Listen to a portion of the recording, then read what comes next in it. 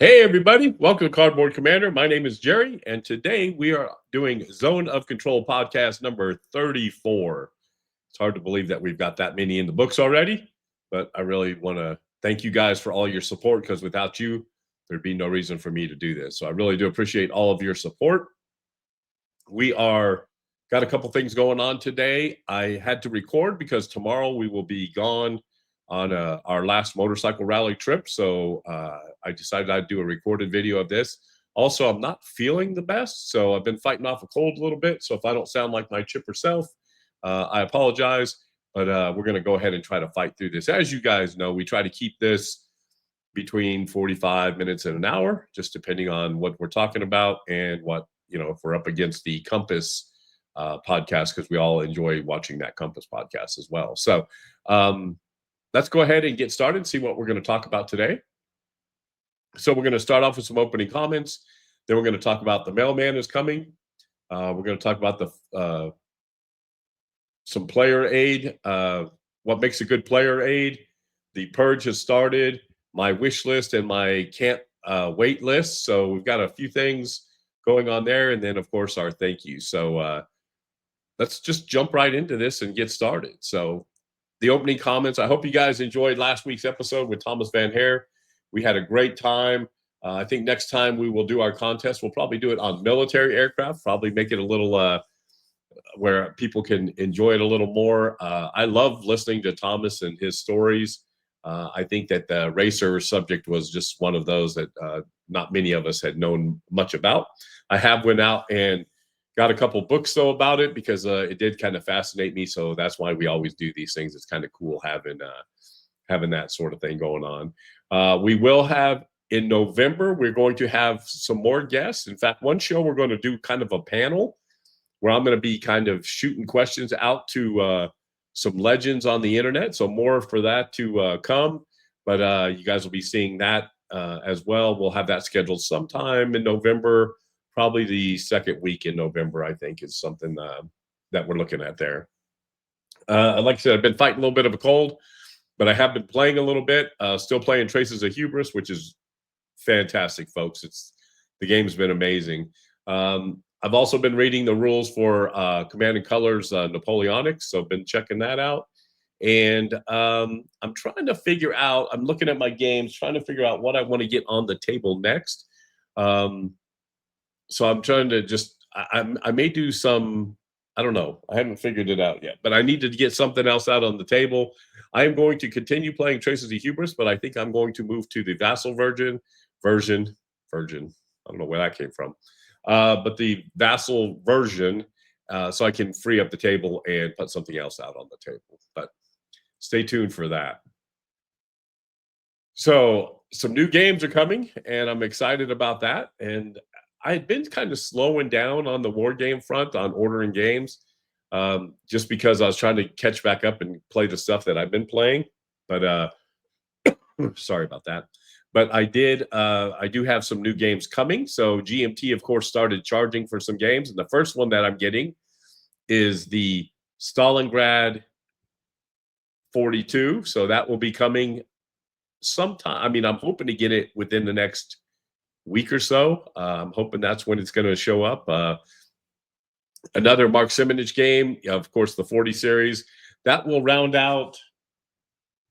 I will have all of them at that time, except for Italy, which is coming, which I'll be getting soon there too. But Stalingrad 42, I'm looking forward to this. Again, I love this series of games. I don't know if you guys play a lot of this, but I think it's fantastic. If you wanted to start off with one of these games, Salerno is the one to start off with. It's probably the easiest, but they're a ton of fun, and I would love to play that with somebody if somebody online would like to play that as well.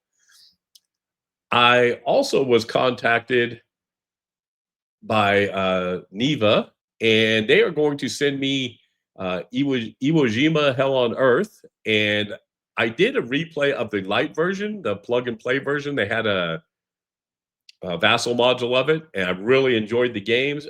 Played it.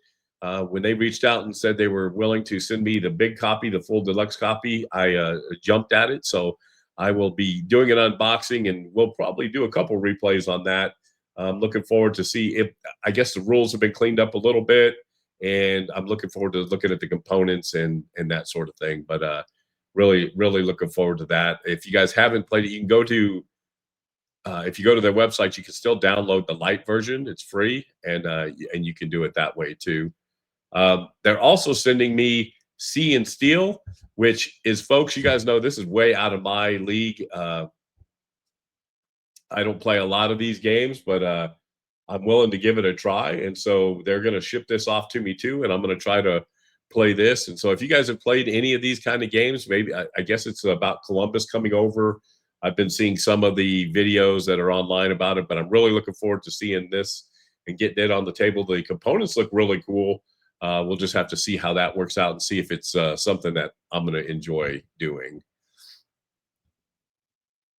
So the Purge. So folks, I know some of you guys have lots and lots of games. I have 2 bookshelves, right, of games.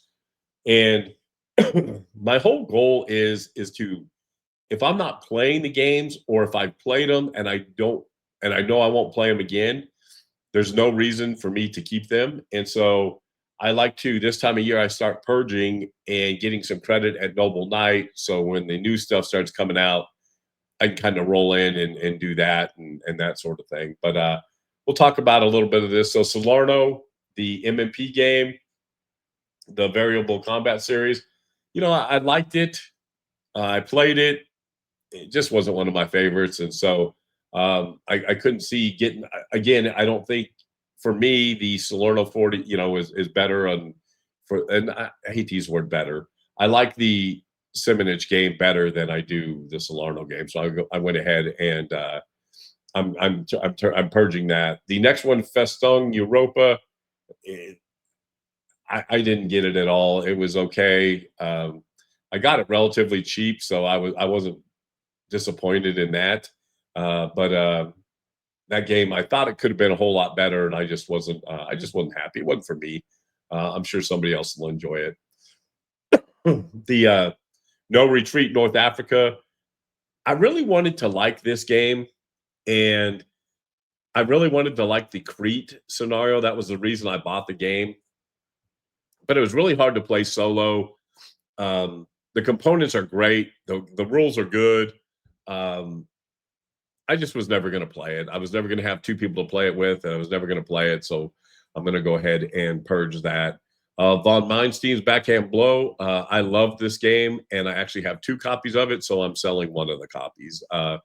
It's a fun game, a little more old school, but a good game. And again, I have 2 copies, so I'm selling it. And then the same way, I know you guys are looking at RAF. The only reason I'm selling RAF is that's the that's the old version I used to have, and this is the I have the new version.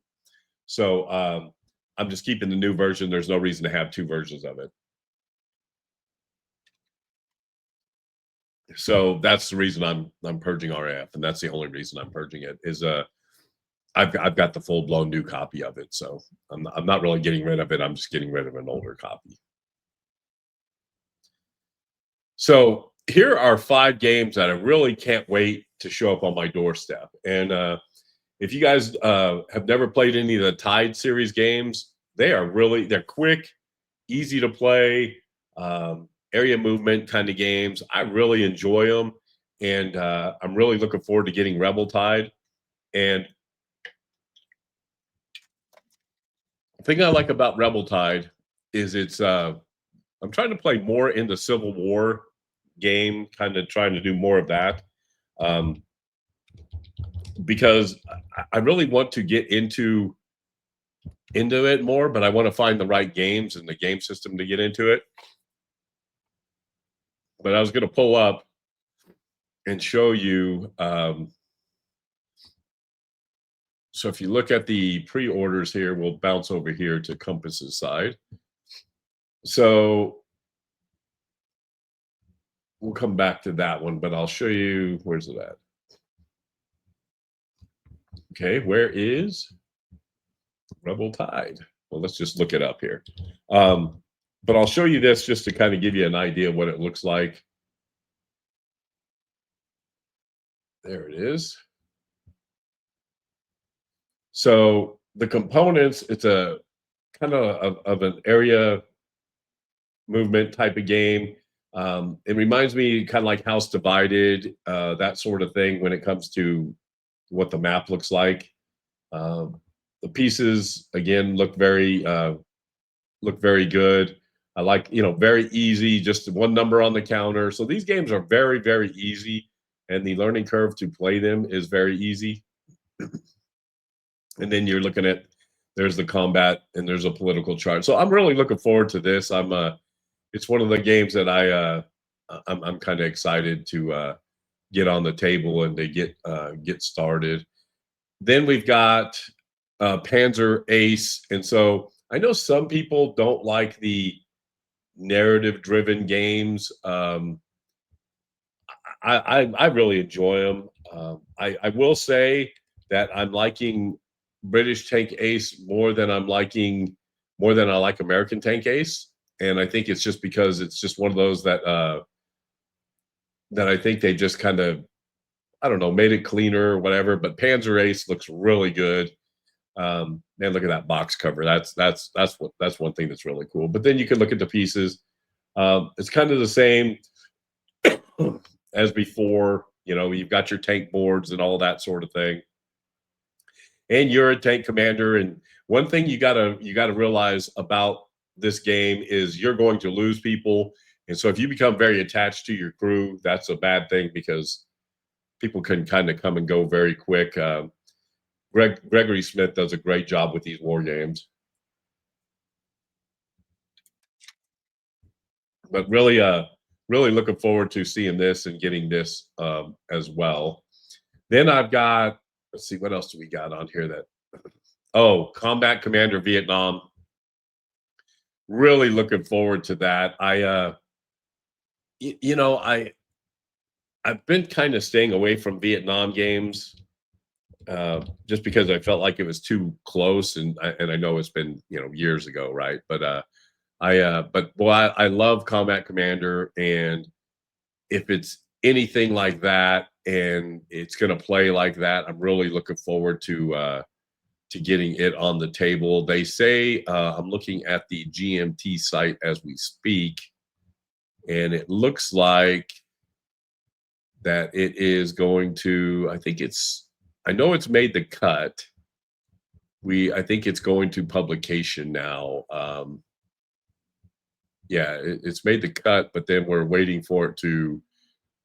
There's so many different levels of where they get on here at the time. So, but yeah, so I'm really looking forward to getting it played. As you guys know, got a whole bunch of it over there. I love Combat Commander, and really looking forward to getting it on the table.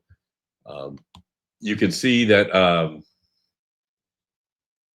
it looks like it's going to be pricey. So if you are interested in getting it, you may want to jump on the bandwagon and get it now because you are saving a little bit of money. Again, there's not much on this right now, just kind of what the game is. I haven't even seen any maps or anything like that. So we'll have to see what that's going to look like. But then I've got Crete. This is another game from Neva, and again, I love that conflict, and so I really would like to get a game where I can really enjoy playing this conflict. And so like I said, Crete, and then the House Divided. I have it right back here.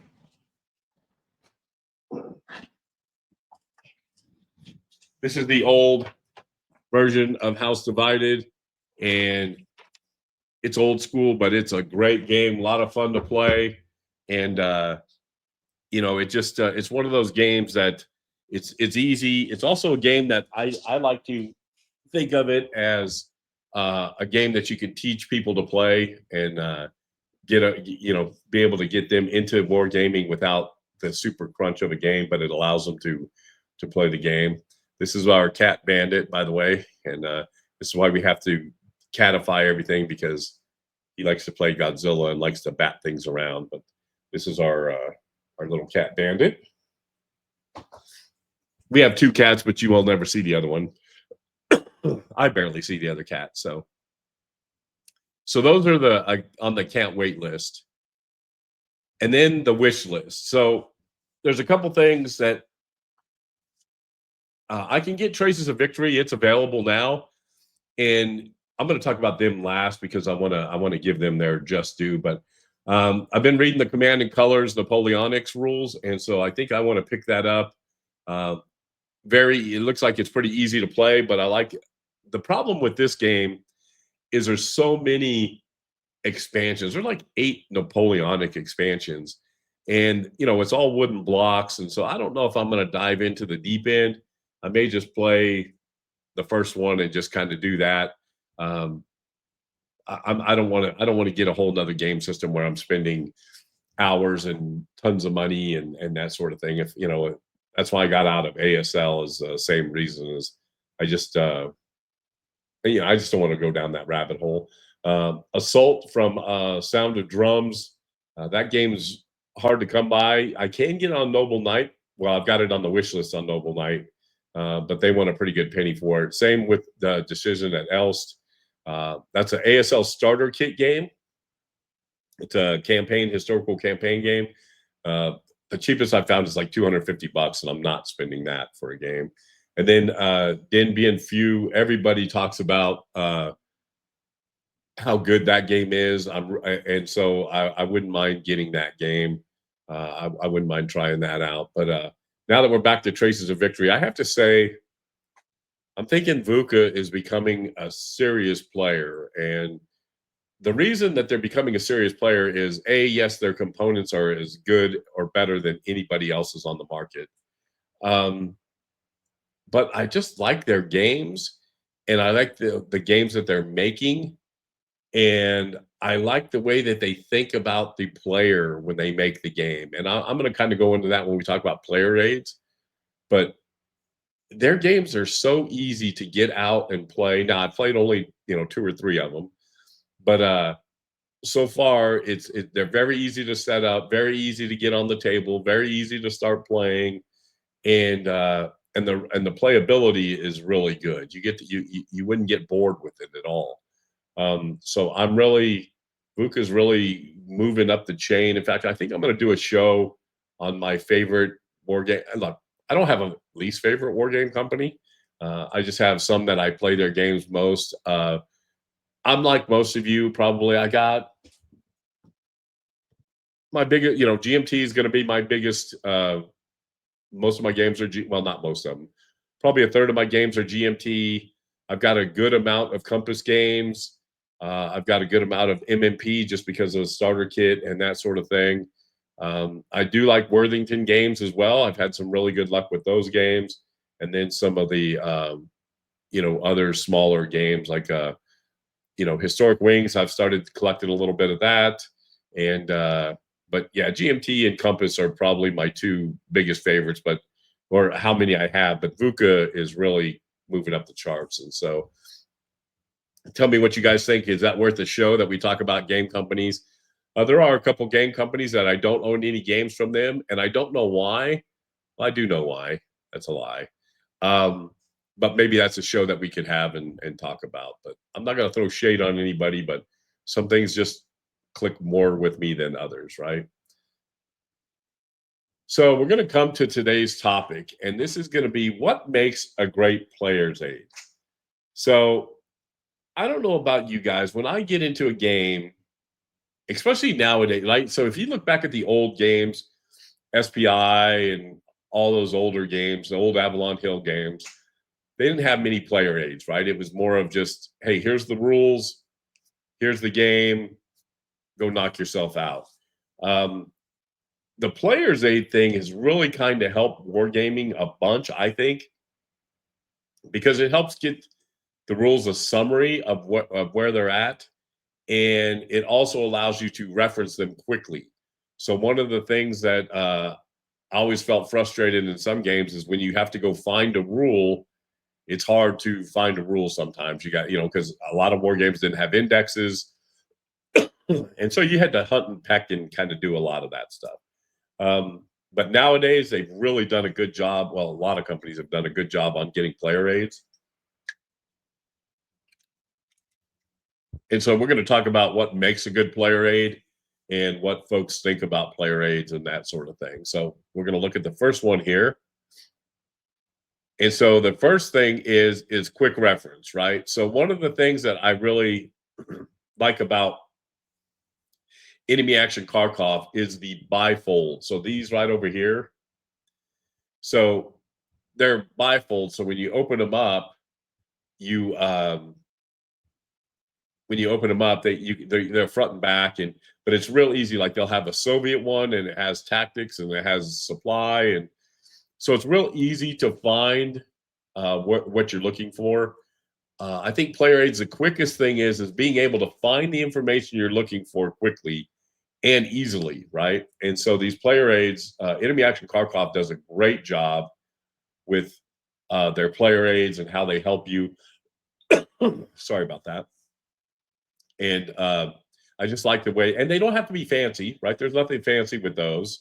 It's just a bifold and folds open. And I love the fact that there's two copies. So you have a copy and your opponent has a copy, which is key because sometimes when you try to play these things and each one of you trying to find something different, now you can kind of look at them. So the first thing I look for is quick reference.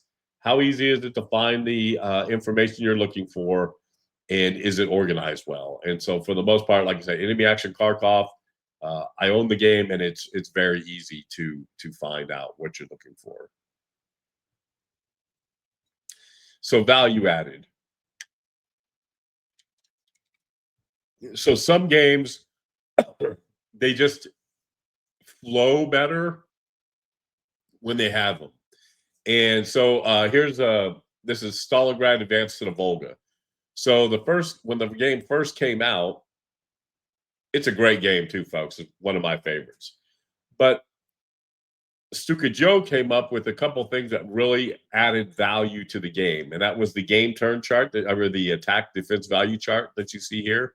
So when you're adding up in the game, the numbers can get pretty big. And so I used to have a 20-sided dice, and I would put out so I could keep track of the totals, because when you go to calculate, you go to do certain things, you might forget what the numbers was.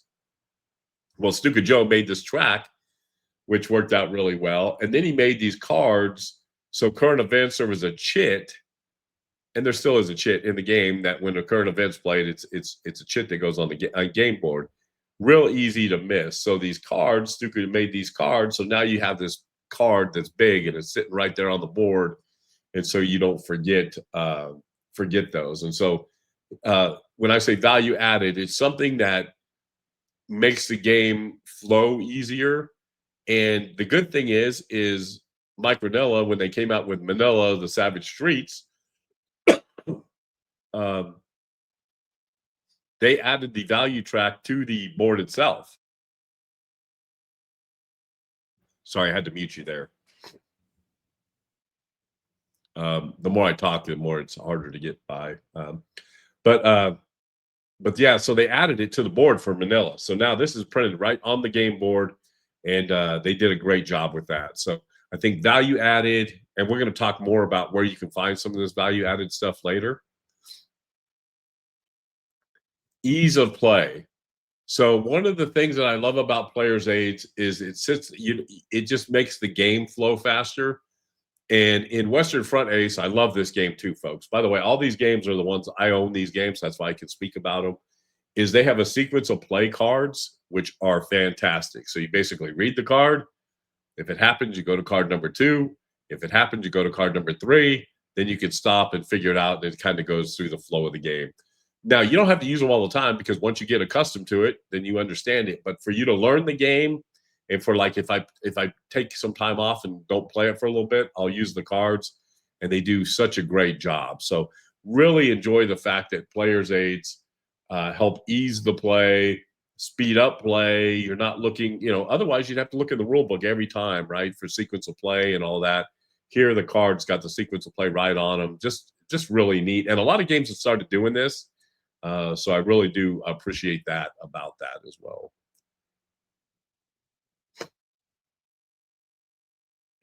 The Board Game Geek is a great place to go find all of these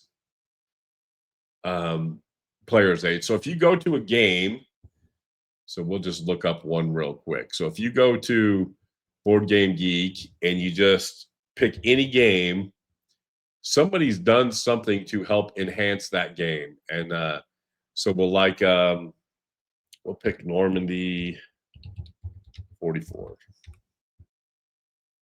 So we'll just click on that and we'll bring this over here so you can see it. So if you go to a game and everybody's familiar with the way this looks, right? This is probably going to be horrible to listen to, but at least it'll be out there. So sorry about that, folks. But if you scroll down, you'll come to a section called Files. And there's all these files that people have put out. Like there's 49 files in Normandy. And there's just so many cool little, like, we'll just click on combat odds ratio table. So people, oh, that's a spreadsheet. I'm not going to open a spreadsheet. So people have made spreadsheets. I should look. Okay, here we go. So here's some sequence of play cards.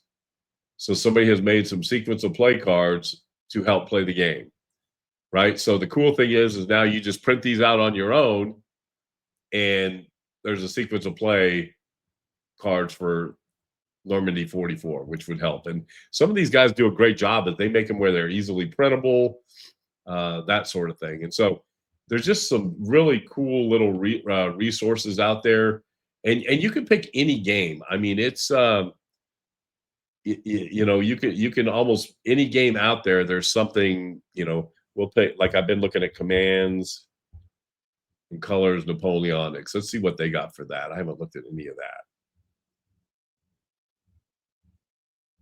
So you scroll down the files, there's 126 files. So we'll look at this command and colors, Napoleonic graphical color player aid. So look at that. Somebody's come up with just some really cool stuff. And all these player aids really help the game go by there. It's just people's love of the game. And it's really cool that people have done this and have put stuff out there. Like I said, Stuka Joe does a great job. For RAF, they did change it for the new game, but if you look at the old game, this is the one I just sold. If you look at the old game and you go to files, there's they made some cards for this as well. You can also go and there's a rule summary chart. Just some really cool. There's some different variants. People will come up with their own scenarios, house rules. Just really cool stuff that you can get on here. And a flip book for RAF. I wonder what that looks like. I wonder what that is. Probably download it. Yeah, so we can't open it. I'll have to mess with that later. But yeah, it's just Board Game Geek is a great resource when it comes to. Now, I don't listen to any of these ratings because I think it's kind of bogus. I do keep my collection in here, just to keep my games in there and everything to what I have. But other than that, I use it just for this resource. Basically, is the thing. Like Traces of Hubris. Let's see if there's something in there for that. It's a relatively new game, so there may not be much in there for that. But let's go down and see. So if you scroll down. So there's a player's aid card. So what's this look like? Okay, so they've just got a PDF copy of the player's aids that come with the game. So you could the player aids that come with the game are fantastic. So and I really like the card stock that they use for the game. But let's see if there's something else.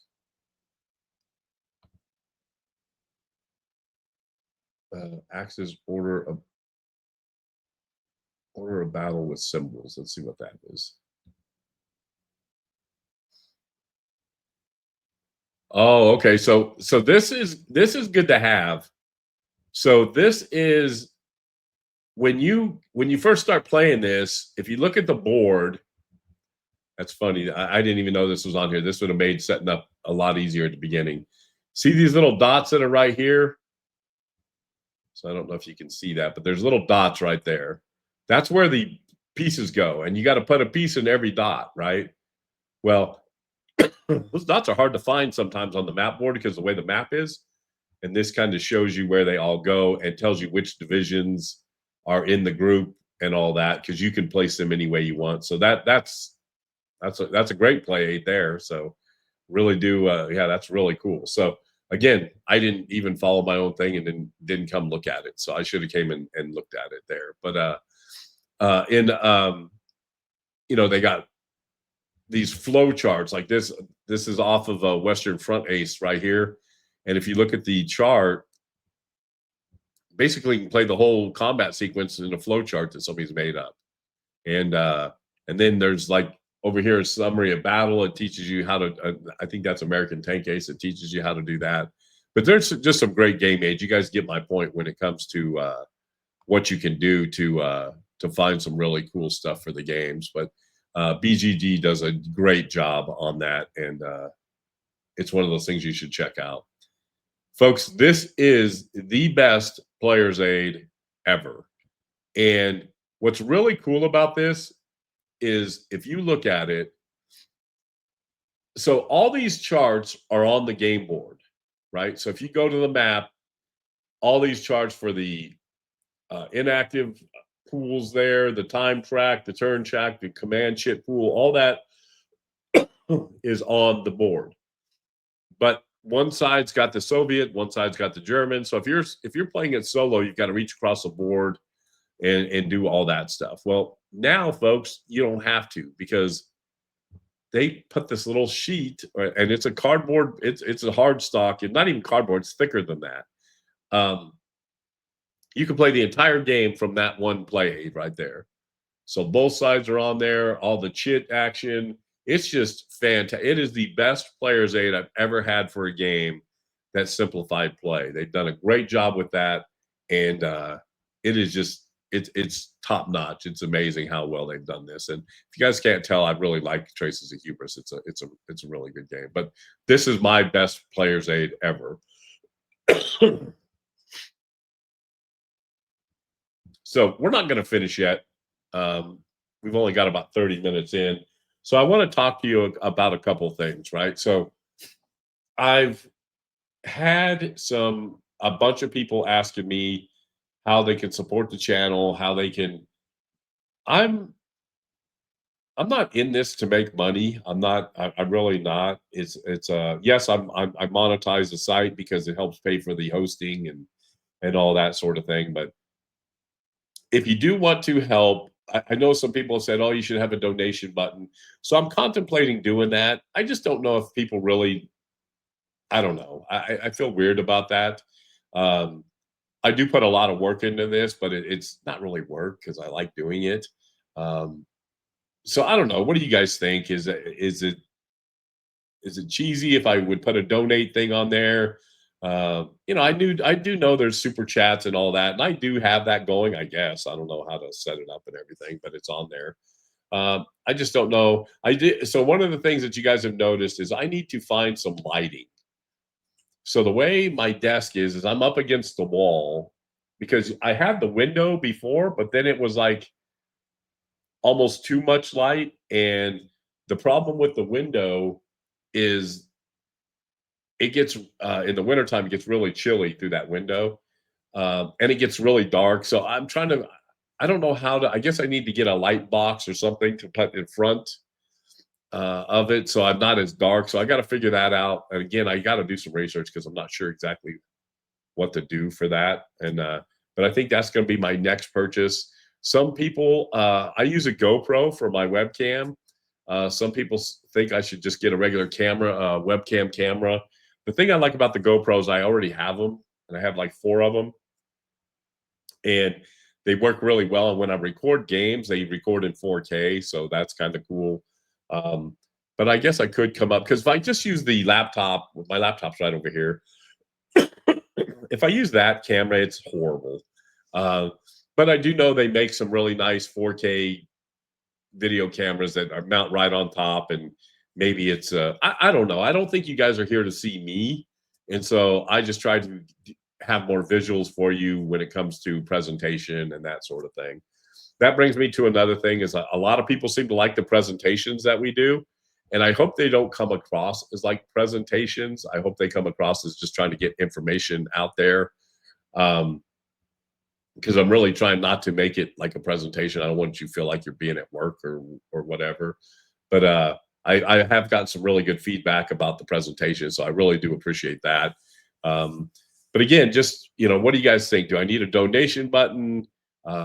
I do know on my motorcycle channel, I have a Patreon channel over there, and it's very supported. I love that. But again, it's a little different because I do a lot of things for other people over there and routes and that sort of thing. Where here, I don't know how much value I'm adding to everybody, that if somebody would want to pay a couple dollars a month, and I don't. So again, I'm all new to this. I don't know what, but again, the stuff does cost money, but it's not a huge thing. So I'm not that concerned about it, but I just thought I would bring it up. Also, bringing in games. So I did. Historic Wings gave me a copy of Black Flight, the new deluxe edition. So really do appreciate that. We'll be doing some gameplay on that and that sort of thing. And then also Neva Games is sending me some stuff. So that's kind of cool that companies are doing that, because it kind of gets me into games that I probably wouldn't play otherwise. Like Sea and Steel, I would have probably never bought that game, but now that it's going to be here, it could open up some horizons. So I'm kind of looking forward to that. I do look forward to getting more games like that. What I'm thinking, though, is if I play them and I don't like them, then what I'll do is we'll do giveaways. And when I say don't like them, there's not a bad game out there, folks. It's just that it might not appeal to me or whatever.